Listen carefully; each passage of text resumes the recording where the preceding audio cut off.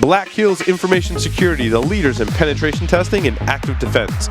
Email consulting@blackhillsinfosec.com to request a quote today. Threat Connect is the industry's most widely adopted threat intelligence platform, built to unite the people, processes, and technologies across your security team, your organization, and your entire ecosystem of partners. Threat Connect's threat intelligence platform enables your team to collaborate, analyze, and make sense of threat data all in one place. Empower your team towards fast and efficient analysis that leads to decisive action. Transform your entire threat detection and response program today. Claim your free account at threatconnect.com/securityweekly.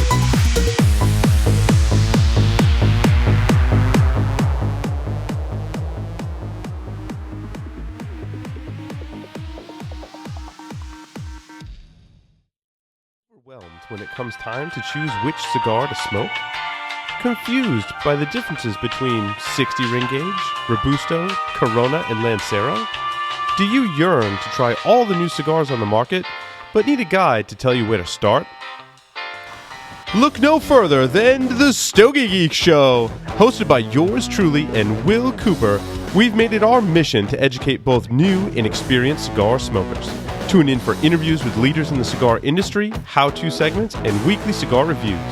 Visit StogieGeeks.com to subscribe to our podcast, watch the live show, and discover our video archives. Stogie Geeks. Geeks kicking ass.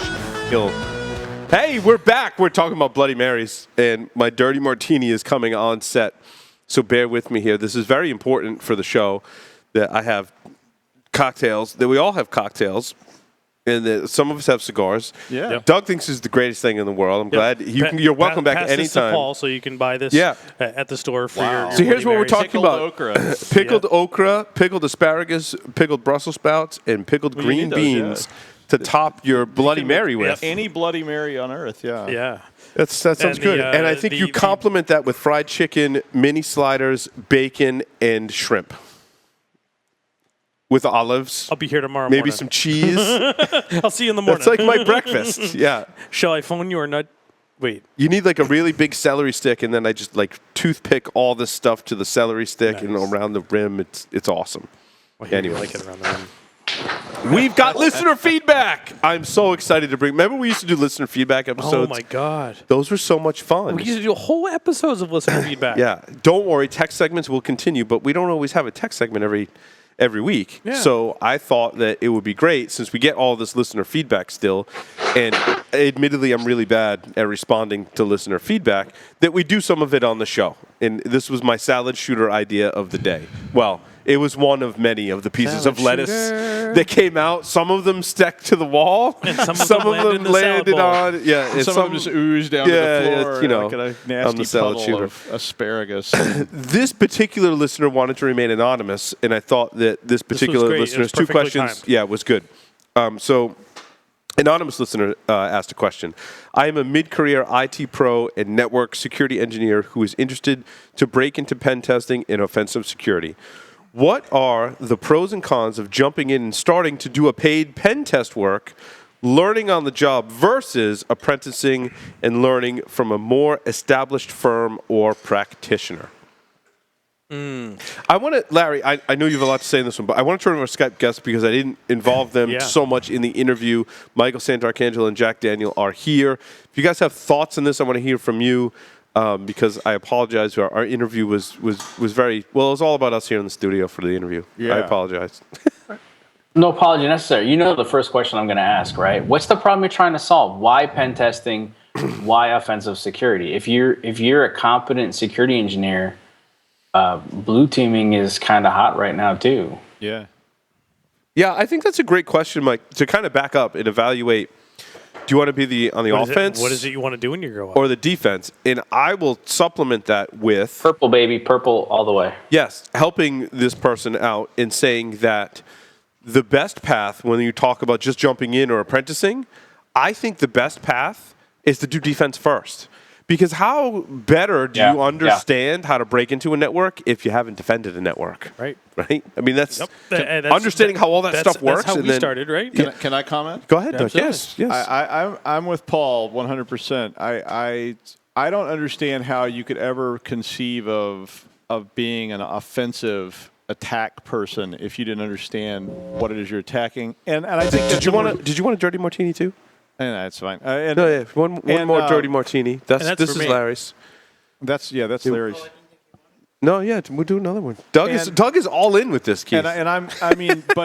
And it's a more stable life. I think that's a more stable life to start with too, because you can always get a job as a good network security person, in a corporate or like I said, as this stuff expands, there's going to be cities, states, towns. Everybody on Earth is going to be needing these people to sit there and manage the security component of their network.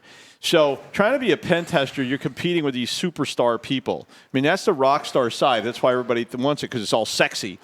But but it's not like we woke up one day and knew how to do all this stuff. No, not at all. A lot of us have the background, like Larry and myself, for example, very similar backgrounds, right? We not only defended networks, but before that, like we built networks. Yeah, we were the IT person. Then we got into security and we started defending networks. And then after that, we started doing pen testing in the offense. And that's how that's an awesome progression. But that's how you learned it. Because most of us are old here. So the question specifically was, should I jump in and do paid work, learning on the job, or should I apprentice and learn from somebody else? Okay. And most of us didn't have a choice, but looking back at it, I am a huge fan of an apprentice/guild style model. Jack, comments? Yeah. I may have a little insight onto this situation. He's trying to make a move, and part of the challenge of this is how do you find an apprenticeship, or whatever you want to call it? How do you find that entry-level job? And also, if you sort of doing it as a moonlighting thing and you're subcontracting for somebody else, how do you protect yourself? Part of it is, do you just jump in? And I'd love to say you should be competent and professional before you tackle these things, and that would have left all of us on the podcast and most of our listeners out of some jobs, if not all jobs in our past, right? We jump in over our heads. Sometimes we know going in we're diving in over our heads. Other times we find out when there's no bottom to the pool. So there's something to be said for that. But if you are going to subcontract, if you're going to do some moonlighting, you might find yourself in serious trouble with the company that you're subbed for may have all sorts of liability insurance, and they may not have you on that, for example. Right. So Jack, one thing that I think you hit on that was really sort of telling for me was that that you mentioned entry level position, and the gentleman or woman that wrote in, I don't honestly know, said that I'm a mid-career IT pro. And if it were me, I wouldn't want to be jumping into an entry-level position, even though I probably really need to jump into an entry-level position. You know what, though? Doug said something interesting before. We were talking about the different levels of response. I'd love to see what so what would an entry-level pen tester or red teamer be expected to do? And how do we start to encourage that? Because the other thing that Doug talked about that I've seen here in South Carolina is the different levels, the different types of responses, the ability to use open source tools. There must be a way we can help people gain this experience without having to get paid for it. Can I comment on that too? Mm-hmm. It was your idea, of course. So you're on the show, Doug. You don't have to ask permission. I'm trying to be nice here. Dive right in. You don't have to be nice either. Well, I know, but it's my first time. One of the things that's coming about right now in the United States is called Cyber Patriot. So we're seeing a huge expansion in high schools, middle schools, and so forth. So for those people, that apprenticeship is starting to get pushed down to where it ought to be. Because I want technology and security to be like sports.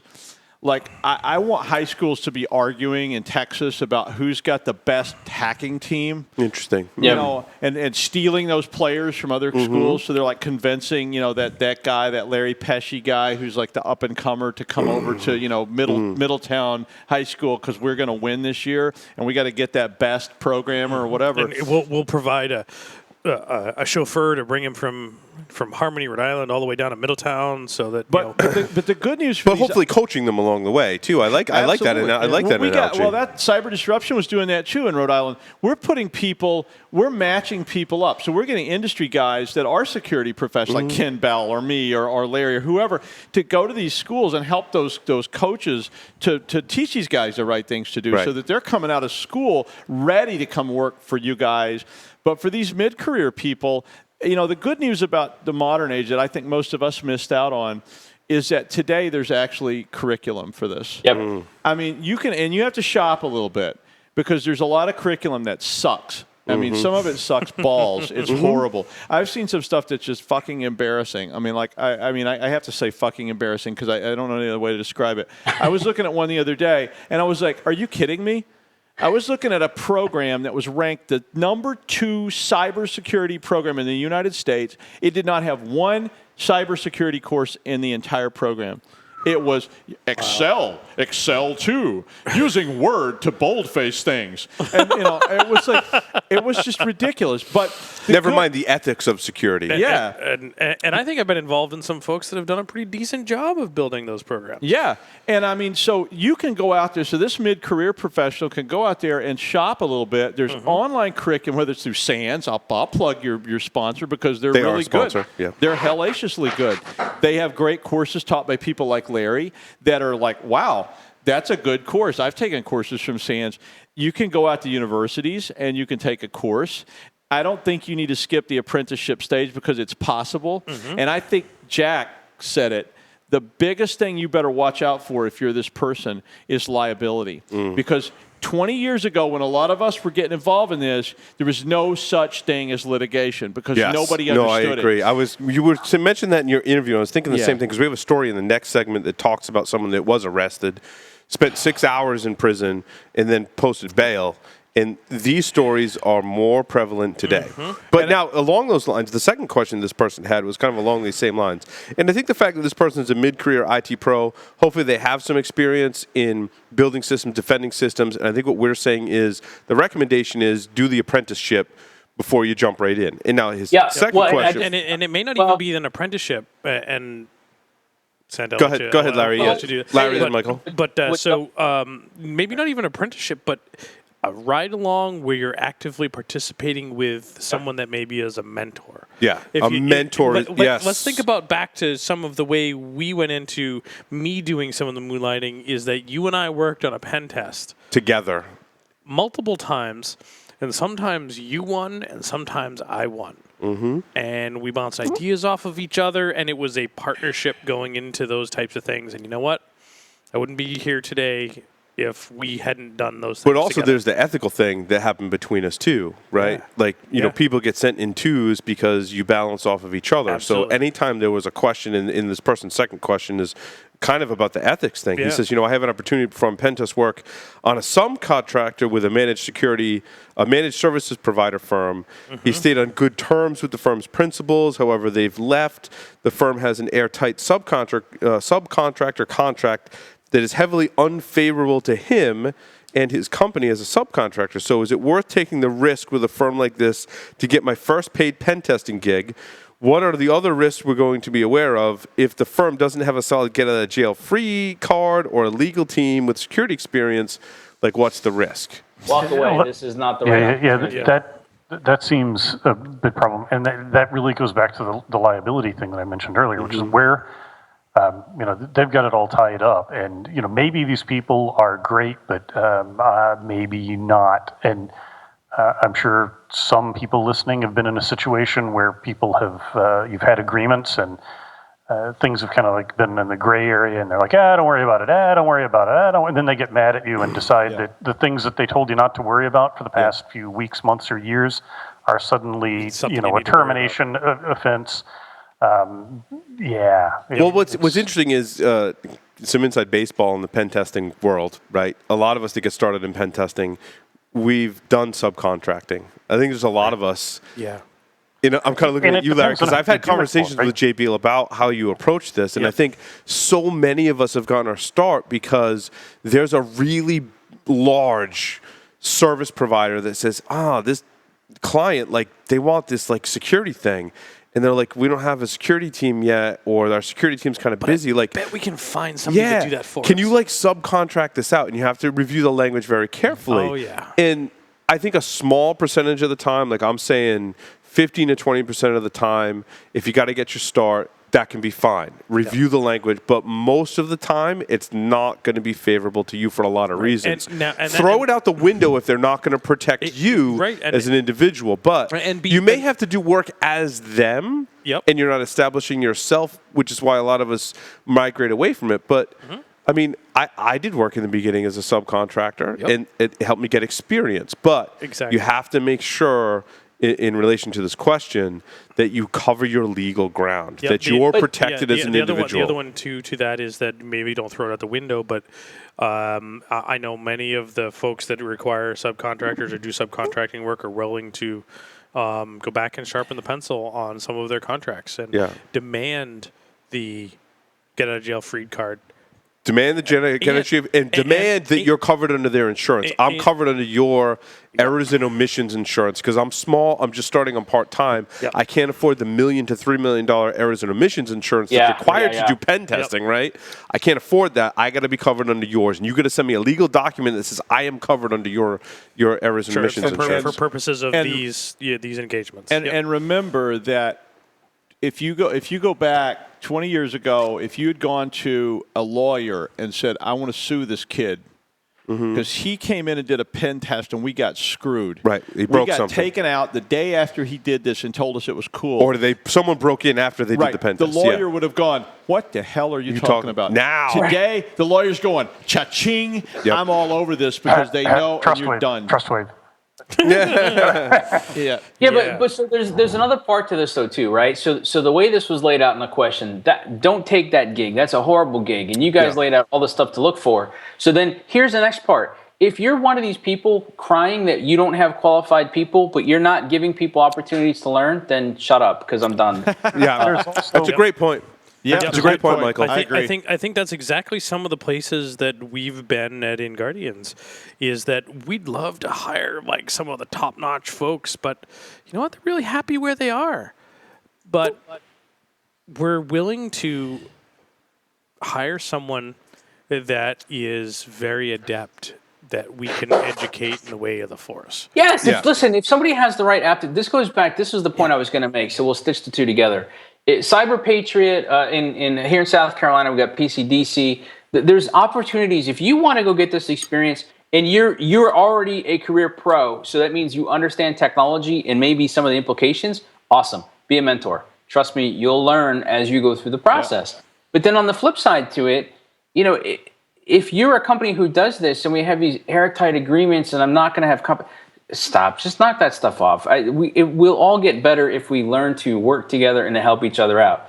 But keep in mind, if you're subcontracting to one of these people, you're not going to make the big bucks because they're taking on. They went and got that gig. They got the contract. They're laying out the liability. They might be laying out the programs and licenses that you need. So you know, there's a balancing act into it where you might make less money, but your ass is completely covered and you're going to learn. That's good. But the company who's then laying out the money and covering them, you don't need to be jerks and lock them down so they can never help anybody else again. That's not doing anybody any favors either. Like, meet in the middle, everybody. Yeah. Concur. No, that was Jack. Do you have some closing thoughts on this one? Because I'm going to switch the stories very soon. If you're looking for that thing, if you get tunnel vision on anything, but in this case, pen test, and look at pen test firms in air quotes, you're going to miss some opportunities because there are a lot of organizations that do more than just pen testing. They have a full suite of services, and if they have a killer pen test team, but they also do incident response and remediation, and they have a team that comes in afterwards and helps them do what they should have done in the first place. So you already know how to do that because you're a IT admin, security person.